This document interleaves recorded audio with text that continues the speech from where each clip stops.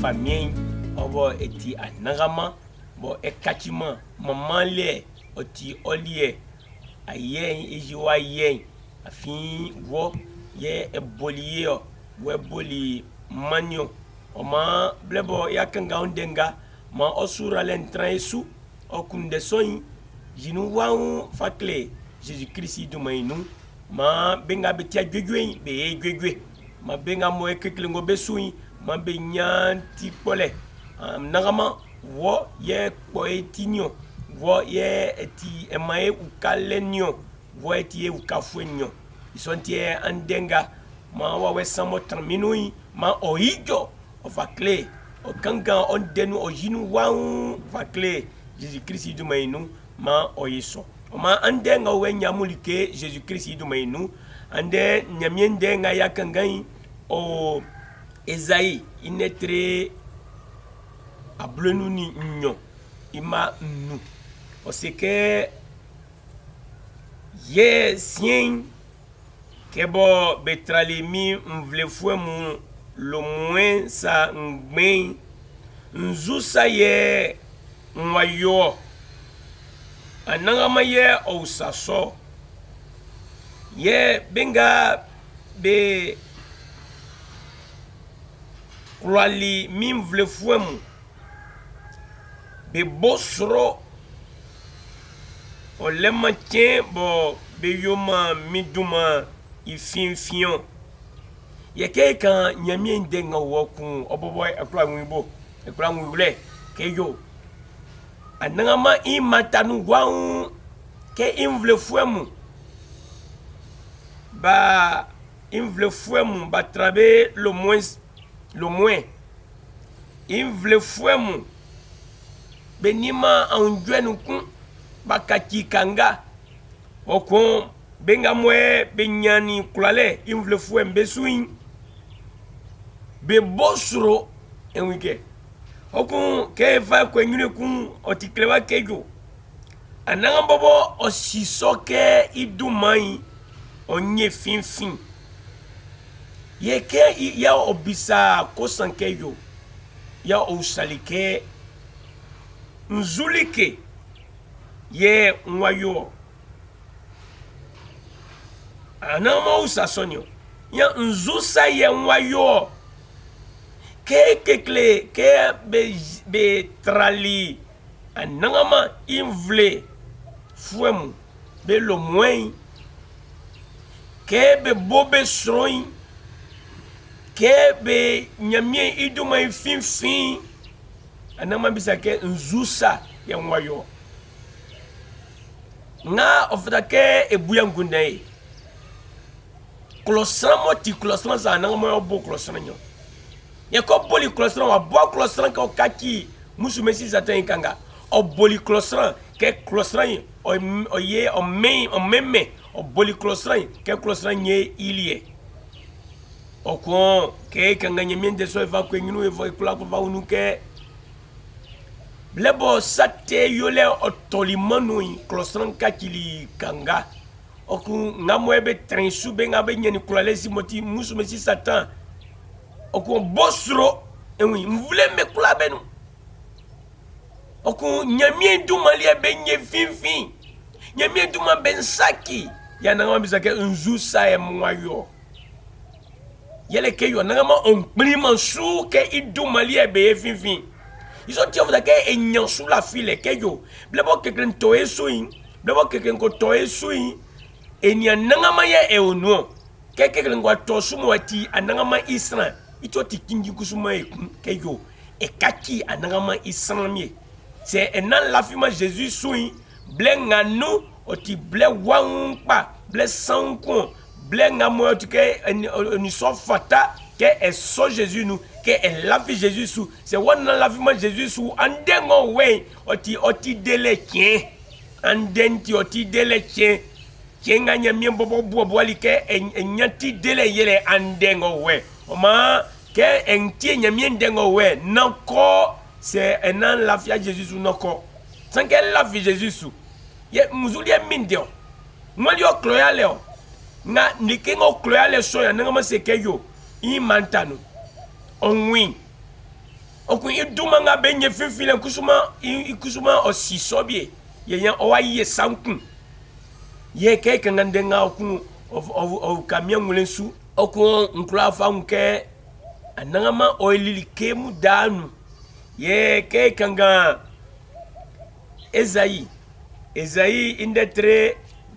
ablesani ancien o se que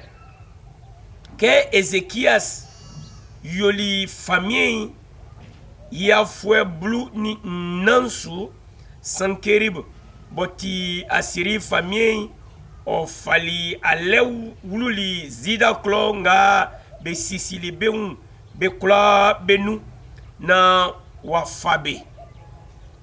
asiri famille sumani sonja kpengben besu kmen Ezekias sin Jerusalem lo ke okon oni soja kpangban pa ye be olio iblesonu ibobo famille wo lakis sonja kpengben besu kmen son olina wakojira nglolo fete imwe bo be yili unle likason o ble la fuen belika inule okonke asiri famille osuma sonja kpengben besu kmen ke owo na oko boja singa fakle Ezekias afi watuma fa klonga mwebe besisida klonga besisibeun motike klonga san kla luanu watuma lunu afa klosomu yoli kanga motike likanga ofjele likamo wafabein yoli ekofi anifa ekun yenya be ko nyoti la kisle klongo anya be wo Jerusalem na be ko Ezekias ke yo sini elene eniwe nkunye okon ke osumani sonja kpengbem besu kpensoin ke olin okon ikisa wa iwa Eliakim boti famille ya ulo isu kpen ni Sebna boti famille iflua klefwen oni Azaf iwa Zoas boti famille i no ijofwen be fin klonu fiteli na bawo iatin pale safunyene son selibe ke amuko se Ezekias ke famille dan asiri famille wa eusa woke ngwe sulie afao grangwa kele abu ike ndengben bo bekan ye befakun alenyo beduma jaja alen iwa fanga bekonia sun bekokun bekun betrabe anwe ye bekun na nosuye afa o wrangwa boitie ajaso miun nyo opose ke ima bluni sansu isi ne yakenge ima bluni sansu ma ebu ngai kengani yangunda yi nia safu nyine so ke ojulilo nia onibeja oyue on segbe ke nia elene wa jasuye na be kobisa be famille ngamo be wobe ko se be ko usa Ezekias ikosan be seke ni ngosule lafio osula file ngosu owulangu ngosu afi elene wa jasuye ekura ele na benu anu ndeng beng be kan ne oti elenyo ofra ke be bobo abeun ye on aboaboa on ke ya kwele afima jaso kweso ni famille so asiri famille so oti lakisle ye lakis oni Jérusalem bien fien otima entende okun ke be kandengo we o kandensa mo kan kleli famille ngabe fle Ezekias Jérusalem famille ye Ezekias okun mo be kokan de so ke I be fien lolo be fiteli mo be tilinde soin o klebe ale sa funyine so o weli nyuru kan de kpangba o konseke sa funyi wa singira ni o kmani klekle ebre nuke amusie amusu betie ndenga asiri famille dankan famille wanyo ya c'est Ézéchias laka amu na amu fasu hafi kula dema amu se ose amu ke amu fa amu gua I anangama sui na anangama ode amu na asiri famille sufama klongai na amu fasu na amu ti Ezekias indengo kan asiri famille wanyo amu ma esiesie ye afien amu fa amu mami yirien amu kuladi amu bobo amu vini besu ma ni amu bobo amu figiem besu ma ye amu kulano amu bobo amu bon be nuzwe kenga mba mfa amu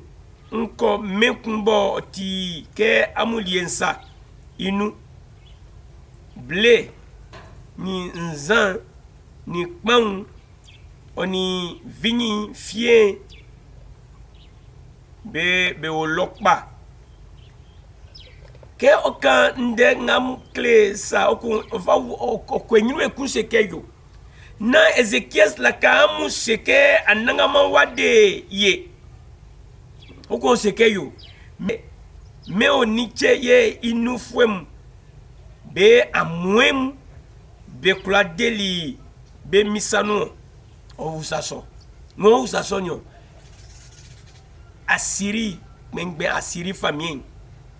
yo seke amwemeni yo kuladeli isramu be gabe so amwesomu amwemeni yo delibe I asiri famien isano nia okleke yo ya mwelenti dankpa o la fia mwemesu isu la file ngwa o waya mwemesu oko osima nangama oko onseke yo se amwengula mubakla dema klosana mu isanu yi oma Ezekias iya nangama lie onkla dema Israel mamu I asiri famille isanu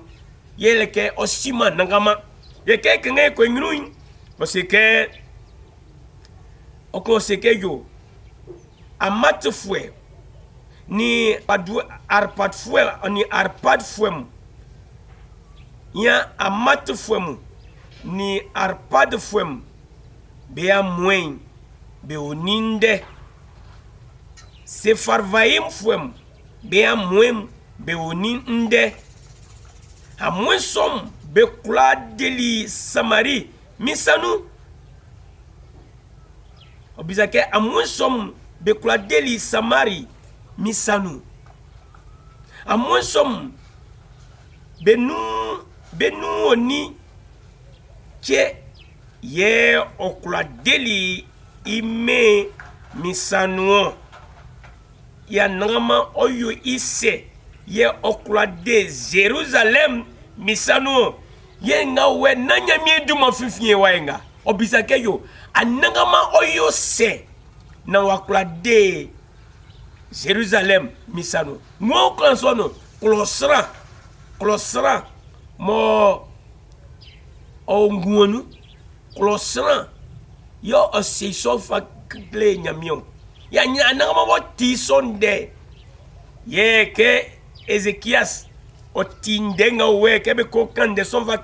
Esaïe indetre ablenuni nsonso imaku ke famille Ezekias tili ndeson otitili intralem benu owurali bagetrale na wao anangama iswanu lo yo titili tremenu bagetrale no wurali yenyanga ntrama famille yalo nuku unko anangama iswano yeolio kaolio anangama iswano bezeke Eliakim boti famille swai nu ben ni sebna boti flua clefoin oni nyamie nyuru granfuem benu kakla mu Ezekias sumani be Amos iwa Esaïe boti nyamie nua ijofuem isi ke bekon bajetralem obeun bekoseli ike Ezekias wa ese woke nde kenti awulaboe chen ni fotule chen oni nyanzwen chen yen kemeni ande chen famille no se so yen nde oti awulaboe chen ni fotule chen oni nyanzwen chen o c'était mon sesono okun bobo ovaka o seke otike babo basie wule bo sange fanganga be kofa ko wuben numalesa atrekpa anangama ti nzuanga asiri famien sumani i sufwem safunyine ke wakbe i bobo nyamie bo lafima nio se oni i bekan oma Ezekias wa asrenyamie ma benga bekale mu Ezekias i sumanfuem bekotoli Esaïe selibeke amuko se amusi ke anangamanwa nzwanga asiri famille Islam bekpelimibo atili noma okunwo sere nia asiri famille owatindekun bekun mfa akunda kunle itinu ose isi imenu bekun ma befa tokofi bekun ilo ke kanganyamie indengo wamana oma ofla ke edi akunjwe afinyo nya ke Ezekias okotili nzuanga safunyiren o akbe anangamai ka otili ke benye anangamai tumai fifi nya tralengo wenu sa ifamie trale otitibenu okonsuma oliko olulia sonozo olulinyamie iswano ye on israelenu okon osie i oni dumandi fuemiem binga be ukemu ngabe abe klefluamu binga mobe oti i alonu pen oni be joli nyambe wobe ko se Esaïe moti nyamie inu granfue i jofue o ijo nyamie inu Esaïe nyambe ko kande sobe kakle be fakle ke andengo wo oti areboe tien ande oti anyanzwen tien ande ti kenga oti ke fotule tien ogo kleke nia nwen saka sanle oma obo eninyamie join atrekpa nyamie ndenga mwe nzuanga be fakpeli nyamie bo tili yese ibobo onimbe kungo so nimbe kan iso ngambe sakiduma mo be duma finfin se ananga bobo o waja so kun ele sonyo ye kebe olison Esaïe sebeke yo anse amusike nama sere kuin dengo tile nama sere kuin nama iso ofa sere fa wula yangulenu oma nya asiri famille ngole ngamoyo jokungba ngole ma fa wawe kunva wulenu ma yeli kenkun okun wa sesin ko invleno koko julon ma befa tokofi bekun oma benkwanle nia sonja bang aba balengole ben fama be sonja likembe kuma ele niele afi moti asiri famille ngoti la kisle on kama la kisle asakusuma onguluma Jerusalem wa mbonti anama mie nkaki klosan yangulenio mie nyoma sanga mwebe ulebe kakio oma makaki sasomo ye na kunjon dengo we famille seke blenga andente oya kenga oti awule bweche oti nyanzwe che oti chembo oti satule che satufwe che mo ison black mbanga ili watiti trele menu anangma sekenya o setie tu jotareno like fisu yoma asiri famille onguluma Jerusalem onkotolo asukuma lei okon kenge coin ima inetre ablani ablasani nsoi ima ablasani nsien o sheke nga tinde fefekpa jasin fefeo yebisika anangama on matidelenyo ya anangama I anz oli asiri fwambe na mwenu oko kuni sran akpi ya sran akpi abla otwe ni nu ewi nya sran nye akpi ya sran akpi abla otwe ni nu oko kuni be mo esonyo na klosran anz anangama anzi nyebe olibe ko di juma pasonyo kumba wache anzu kumba kolu ni beli na mwenu so kongwe kolu lengole a franfia kla wandima safu nyine mbobo mo inwanu dan inwanu de kpangbang o jobe ikula so o kekulu wakula ijakun afi wa wu bakun anzi na kuin wasake ya okona ko kwenlenyo wasake ifamien ti dan anangama ti dan tre famille yama la fisue ke musume si satan ka ko dasoye sui mo clé ale e la fisu ke yo anangama seke na masre kuye e la fisu ke yo anangama seke yo ibobo owayo sankun ya nzusa mwayo afi ben clémin vle yale afi ben bobesro afi ben sakimi duma ben yenduma fifi monti anangama ni sanke nyo sankun ye sango elinyewe of sumani anzu kumbache yan kona ko diguma mamie ye kanzu sonjulo sra akpi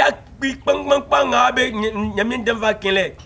ke anzu njulo kongwe mobili benafi ya anzu ko diguma sobo futu kali e cheni nyamien den seke be jaso nglemon na mwenu ti fuen ngumi na mwen kaki fuen na mwen ye oso no ye anangama ondi jumani ye kebise ka tu anangama yele ngawe o manama ulabo na mokrunti tio anangama osudi jumongwanu ko waseke okpoti oma otikpole on di so jumai oma oli ese na la vie Jesus wandi ko la vie Jesus wandenga isina manjendenga kanga uke ongule suwa uke ongule yatin ya noy manangama ma Jesus ko tran ongule susa bete ma imojango kwali ma otidele la fi Jesus na mi de kuwe andengo we kono ko la fi Jesus blenga mkandengo we uke wanie na seken Jesus la fi yosu ma o tran ongule nu ke Jesus songa la fi sule o wuli o sate yolentio okun o kengwa ko ina anyanti delenti o ma anagama ye otie defwenyo anagama ye otie ukafwenyo ye sankerible o ilise otiklewa keyo ye sankeri boti asiri famille jasoleo oklatan lekun ye mo isonja meklo ba uni otan lese ngoli okokunya lenyo mo fin ibo nkonko mako kuma len yo jasoleo oseli ici oli Ninive kotran lo le kun bo koto iya mwem bo be flei ke nisrok iswanu lon pekun iwa Adramelek ni Sareser be ko kuni ni tokofi be kuni nizu oni tokofi ananga maseke famille sobe ese nya mafa wawe kumfa gulei iti unde kumfa gulei angunda kumfa gulei angunda nu okun wa sesin ko imvle no lo yebe ko kuin oni tokofio iso tokofi so be fa ko kuni ndenga nyamie kani oyeso o mai sike yo ebo ya fayo ya faula Jésus isanu ebo ya kati Jésus i sinfuemu bon eni Jésus est sans moins et ti man sang benkun que la fi Jésus su nyami okun alenyo kan ze bo sonja be sonse be jaso se be erube be kpankpan be bosuro be yolike dandamu ça que c'est la fi nanga masui atre yenya nanga ma ya jio bono abono sa ya nanga ma ya o ya jio o ma blenga nu ma e busu angonda ke yo ananga ma wa sa tetenga be san me yo kekengo tosu imantanu okuikusuma owa isankun oti abono sa atre ça c'est dans la fille de Jésus vient va qu'elle la fille de Jésus ça la fille de Jésus kusuma andengo wen obobo sike enangama on dit o osu kun o alain ma esren mi anagama edo wa se Jésus Christ du mainu oboti anagama obo akatimai jotimi inglo ma e ukale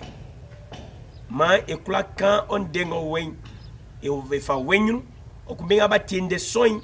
ma owa wesan o trambenu binga bena lafia suma be nyansu la file binga be la fisu kusuma ma be wo be nyu be kula la fisu okun jotimi inglo yekenga efaili asiri be famiensa asiri fo me famiensa yekenga anzum bali mo wadig mo waunson yoma engwamenu enya anjwe oni akunjwe oni tidele Jésus Christ du mainu moiso